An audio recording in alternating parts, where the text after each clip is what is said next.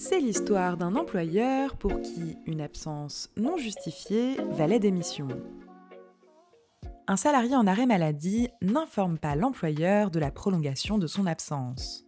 Celui-ci lui adresse une mise en demeure de justifier son absence ou de reprendre le travail, à laquelle le salarié ne répond pas avant de transmettre un nouvel arrêt, puis de reprendre le travail. Ce qui, pour l'employeur, est impossible.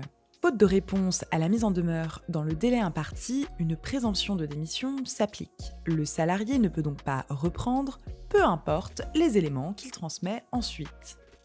Ce que conteste le salarié, son absence reposait sur un motif médical sérieux et involontaire, et sa reprise du travail, même après un certain délai, démontre son intention de poursuivre le contrat de travail.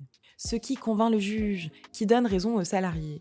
La présomption de démission peut être renversée si le salarié justifie d'un motif légitime et reprend le travail même hors délai. La rupture du contrat s'analyse ici comme un licenciement sans cause réelle et sérieuse.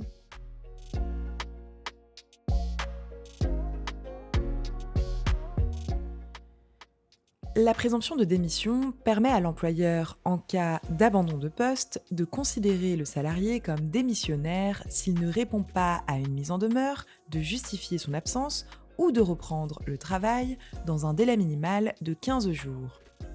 Mais il s'agit d'une présomption simple. Le salarié peut la renverser en apportant la preuve d'un motif légitime, sérieux et involontaire d'absence, par exemple médical.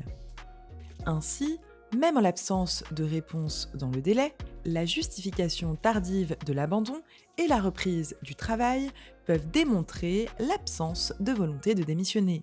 Dans ce cas, la rupture s'analyse en un licenciement sans cause réelle et sérieuse.